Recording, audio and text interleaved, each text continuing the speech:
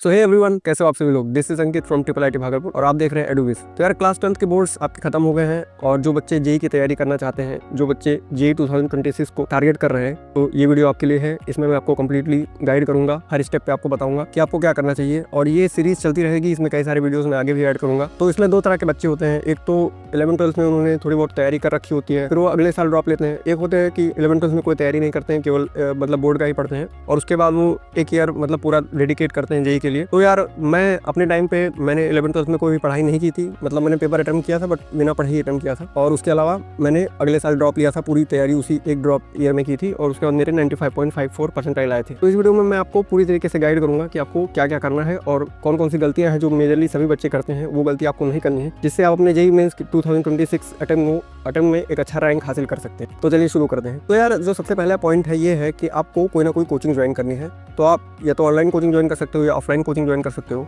तो अगर आप यार अफोर्ड कर सकते हो तो आप ऑफलाइन कोचिंग ज्वाइन करो, क्योंकि वो एक काफ़ी ज़्यादा अच्छा रहता है। ऑफलाइन जब आप पढ़ाई करते हो तो वो मतलब डिसिप्लिन बनाने में आपके लिए आसान रहता है और काफ़ी चीज़ें फ़ायदा रहता है, डाउट क्लियर हो जाती है हर चीज़ें। अगर आप ऑफलाइन ज्वाइन कर सकते हो तो ऑफलाइन ही करो, बट अगर आप नहीं कर सकते, मतलब आप अफोर्ड नहीं कर सकते उतना, तो आप ऑनलाइन कोचिंग भी ज्वाइन कर सकते हो। वो भी कोई ख़राब नहीं होता है, मतलब वहाँ से सिलेक्शन होते हैं, बस आपको डेडिकेटेड रहना होता है। तो वो दोनों ऑप्शन आपके पास हैं और अगर आपके पास चांसेस है कि आप कहीं से कुछ कर सकते हो, आप अरेंज कर सकते हो, तो आप ऑफलाइन ही जाओ, जो कि मैं रिकमेंड करूँगा। अब आपको कौन सी कोचिंग ज्वाइन करनी है, कौन सी नहीं करनी है, ऑनलाइन में कौन सा बैच लेना है, कौन सा नहीं लेना है, ये सारी जो चीजें हैं इसको मैं अगले वीडियो में डिस्कस करूंगा। इसमें मैं आपको डिटेल में बताऊंगा कि आपको क्या करना चाहिए। तो उसके लिए यार चैनल को सब्सक्राइब करके रखो ताकि आप वो वीडियो मिस ना करो। सो यार जो नेक्स्ट पॉइंट है, अगर आपने कोचिंग ज्वाइन कर लिया है तो सबसे पहले यार कोचिंग की जो क्लासेस होती हैं, लगभग 6 घंटे की क्लासेस होती हैं उनके, हर सब्जेक्ट के लगभग 2 घंटे के क्लासेस आपको पढ़ेंगे। तो उसके बाद आपको क्या करना है, आप पहले क्लासेस को अटेंड कीजिए। जो क्वेश्चन कराए जा रहे हैं, जो कंसेप्ट समझाए जा रहे हैं, उनको आप ध्यान से देखिए, चाहे वो ऑफलाइन क्लास हो चाहे ऑनलाइन क्लास हो। उसके बाद आपको क्या करना है कि आपको 2-2 घंटे हर सब्जेक्ट को डिवोट करने हैं और उस टाइम पे आपको उन जो चीज़ें पढ़ाई गई हैं क्लास में उनको आपको रिवाइज करना है और उसके बाद उस पर क्वेश्चंस प्रैक्टिस करने हैं। क्वेश्चन प्रैक्टिस करने के लिए यार आप डीपीपी का यूज़ करो, जो कि कोचिंग वाले प्रोवाइड करते हैं, चाहे ऑनलाइन हो चाहे ऑफलाइन हो।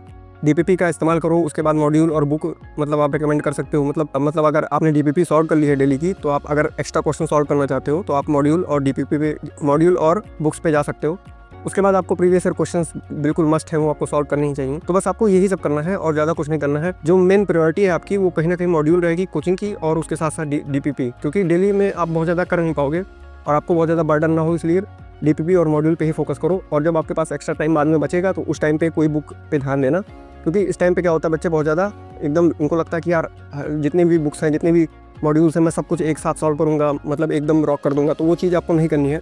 शुरुआत में बहुत एनर्जी रहती है, मैं समझता हूँ आपकी बात, लेकिन आपको वो चीज़, वो गलती नहीं करनी। वो गलती बहुत लोग करते हैं। तो आपको क्या करना है, जो पढ़ाया गया है उसको रिवाइज करो, जो क्वेश्चन लगाए हैं उनको रिवाइज करो, उसके बाद अपना डीपीपी लगाओ, अपना मॉड्यूल लगाओ। बस इतना ही आपको डेली करना रहेगा। और अब इसमें कौन से बुक्स लगाने हैं, कौन से मॉड्यूल लगाने हैं, मतलब कोचिंग के मॉड्यूल लगाने वो तो इंपॉर्टेंट है, बाकी कौन से बुक्स सॉल्व करने हैं उसके लिए यार मैं अगला वीडियो बनाऊंगा। तो ये मैंने पहले ही बता दिया कि पूरी सीरीज चलेगी, जो कि 2026 के जेई के बच्चों को पूरी तरीके से गाइडेंस मिलेगा इस सीरीज़ में। सो यार डेली जो आपको रहेगा, जो रूटीन रहेगा, वो मैंने बता दिया। उसके साथ साथ जो वीकेंड्स होते हैं, वीकेंड्स में आपको क्या करना है, ये बहुत ज़्यादा इंपॉर्टेंट है। वीकेंड्स में आपको जो पूरे इंटायर सिलेबस पढ़ाया गया है 1 वीक का, उसको आपको रिवाइज करना है। और रिवाइज कैसे करना है, जो आपके नोट्स हैं, जो आप बनाए होंगे, जब क्लास में पढ़ रहे होंगे, उन नोट्स को पढ़ना है। उसके बाद उस पर बेस्ड कुछ ईजी क्वेश्चन पहले लगाने हैं, उसके बाद उन क्वेश्चंस को लगाना है जो क्वेश्चन आप ड्यूरिंग प्रैक्टिस नहीं लगाए थे या नहीं लगा पाए थे, तो उनको मार्क करते रहना है आपको लाइन टू लाइन।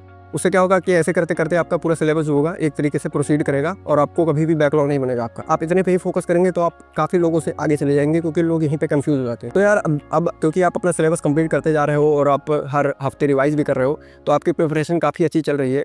लेकिन आपकी प्रिपरेशन तब तक एक नेक्स्ट लेवल पर नहीं जा सकती जब तक आप टेस्ट नहीं देते हो। टेस्ट की इंपॉर्टेंस मैं उसके बारे में कई सारे वीडियोज़ में बता भी चुका हूँ और सबसे ज़्यादा इंपॉर्टेंट टेस्ट ही होता है। वो आपको ये बताता है कि एग्जैक्टली आप किस लेवल पे अभी आप एग्जिस्ट करते हो, मतलब कि आपका स्टैंडर्ड क्या है, आप बाकी बच्चों से कॉम्पीट कर भी सकते हो कि नहीं। तो आपको टेस्ट देना ही है, चाहे जो हो जाए। बच्चे डरते हैं टेस्ट देने में, उनको लगता है अभी मार्क्स कम आ जाएंगे तो डिमोटिवेट हो जाऊंगा। तो वो सारी चीज़ें आपको नहीं करनी है यार। आपको ये समझना है कि जो ये टेस्ट का प्रोसेस है, ये कोई आपका लास्ट टेस्ट नहीं है कि इसको पेपर दो और उसके बाद आपको मतलब आपका रिजल्ट डिसाइड होने वाला, ऐसा कुछ नहीं होता है। Test is the process of preparation, ऐसे समझो। तो आपको जो टेस्ट दे रहे हैं वो पढ़ाई का ही एक प्रोसेस है, ठीक है। उसके मार्क्स उतने मैटर नहीं करते हैं, ठीक है। अगर आप इंप्रूव कर रहे हो तो उतने उसके मार्क्स कोई मैटर नहीं करते हैं, ठीक है। इसलिए टेस्ट बहुत ज़्यादा इंपॉर्टेंट है। वो आपको ये बताता है कि बेसिकली आप कितना इंप्रूव कर रहे हो एक्चुअली में, ठीक है। तो टेस्ट आप को रेगुलरली देना है, टाइम फिक्स कर लो, चाहे पढ़ाई की हो चाहे नहीं पढ़ाई की हो। अब कई सारे बच्चे होते हैं वो कहेंगे यार अच्छे से तैयार कर लूँगा, उसके बाद पेपर दूंगा, टेस्ट दूंगा, तो वो एकदम बेवकूफ़ी है। वो कभी तैयार करेंगे ही नहीं, वो लास्ट मोमेंट तक पूरा टाइम उनका चला जाएगा और वो लास्ट में कहेंगे यार टेस्ट ही नहीं दे पाए। तो ये गलती आप मत करो, आपको टेस्ट देने ही चाहे जो हो जाए। तो आपको एक फिक्स टाइम डिसाइड कर लेना, मान लो 14 डेज़ का, 14 डेज़ के बाद आप एक टेस्ट दे रहे हो।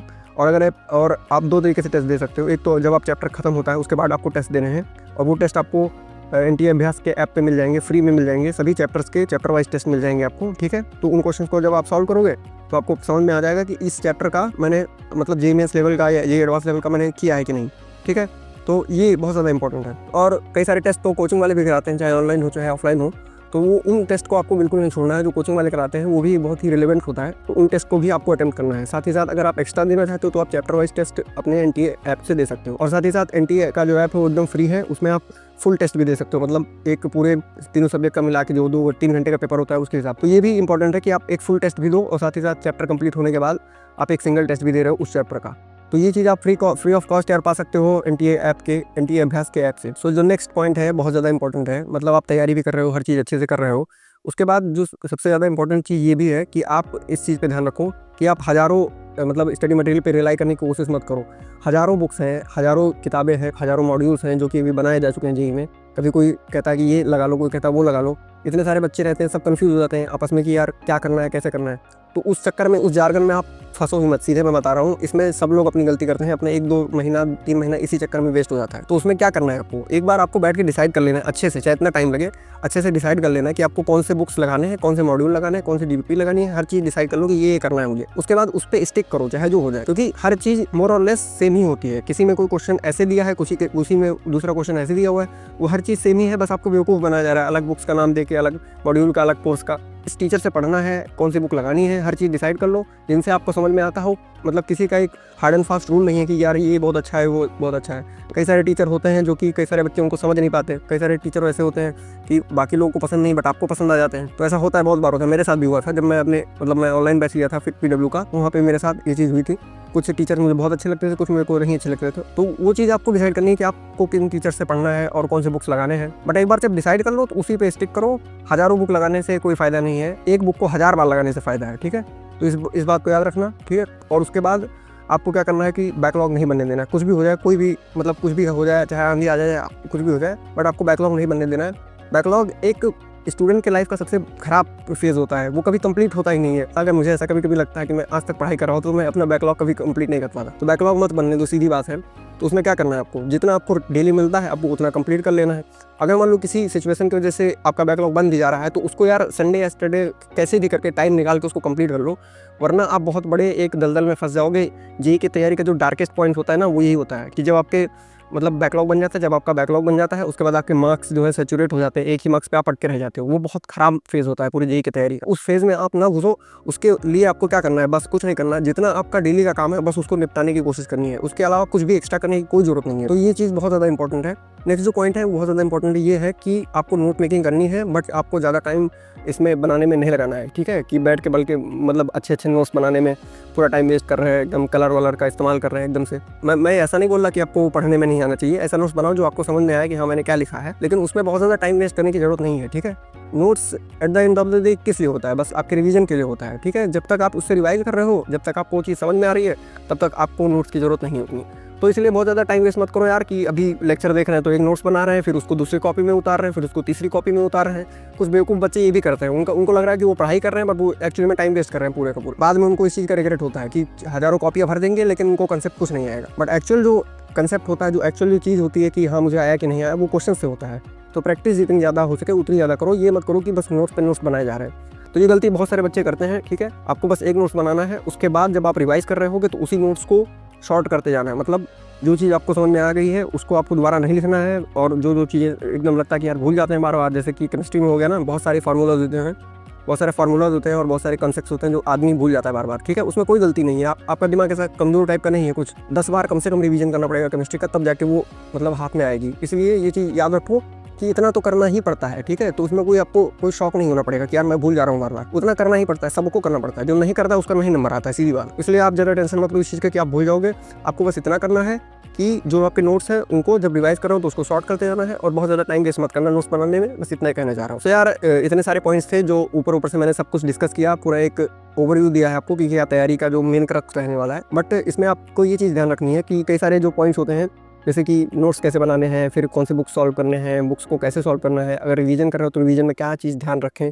तो इन सब पे यार लाइन टू लाइन वीडियोस आएंगे और पूरा एक सीरीज़ कंप्लीट करेंगे हम लोग, जिसमें आपको कोई भी डाउट होगा कभी भी तो आप उस प्लेलिस्ट को आप जब भी एक्सेस करोगे आपको पूरा एक डाउट आपका क्लियर हो जाएगा। तो इसलिए यार आपको फॉलो करना है यार, सब्सक्राइब कर लो, और अगर ये वीडियो अच्छा लगे तो लाइक कर देना। साथ ही साथ कुछ चीज़ और इंपॉर्टेंट है, उस पर ध्यान देना जरूरी है, जैसे कि कंसिस्टेंसी। सबसे ज़्यादा इंपॉर्टेंट चीज़ है कंसिस्टेंसी। मतलब जो ये जेई का गेम है वो केवल और केवल पेशेंस का गेम है और मैराथन के जैसा है। मतलब आपको लंबा दौड़ना है, ठीक है। तो ज़्यादा तेज़ दौड़ने की कोशिश मत करो, बहुत जल्दी गिरोगे, ठीक है। क्योंकि शुरुआत में बहुत एनर्जी रहती है बच्चों के अंदर, एकदम उनको लगता है सारी किताबें, सारे मॉड्यूल, सारे टीचर सबको फॉलो कर लेंगे, और उसी के चक्कर में उनका पूरा टाइम लगभग 6 महीना, 7 महीना, 8 महीना एकदम वेस्ट हो जाता है। तो इस चक्कर में मत रहना, आपको एक काम करना है, धीरे धीरे चलना है, बस इतना याद रखो, धीरे धीरे चलना है, ठीक है। Slow and steady wins the race, वही वाला खेल है। तो उसी तरह आपको काम करना है, कंसिस्टेंसी बना के रखना है, कुछ भी हो जाए, किसी भी सिचुएशन में एकदम हर चीज़ को खत्म नहीं करना है, ठीक। और कई सारे यार उतार चढ़ाव आते हैं, कभी कभी डिमोटिवेशन फील होता है, बोर हो जाता है इंसान पढ़ते पढ़ते, वो सारी चीज़ आपके साथ होती रहेंगी, बट आपको एक चीज़ याद रखनी है, कंसिस्टेंसी इज द की,